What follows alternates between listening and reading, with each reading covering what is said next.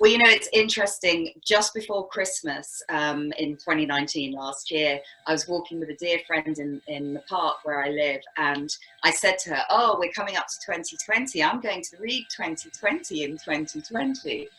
And you know, it had been over 20 years since I read the book. And so I couldn't remember everything.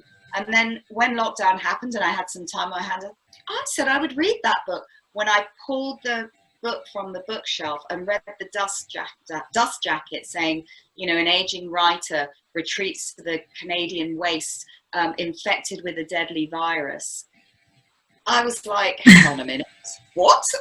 You know.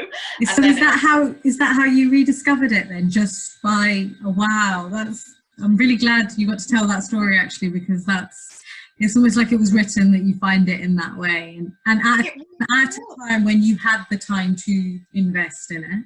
Exactly. I was furloughed and I had some time, and I thought, okay, let's do some reading, and that's the book I was going to read, and it just was just too bizarre. And I've got to say that the book, we haven't talked about the metaphysical aspect of the book. There are so many layers of reality in this book.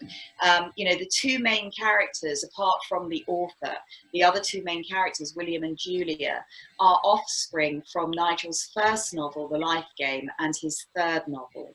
And they discover these old books in 2020 that have been written about them, and they set on a quest to find the author, who is Nigel.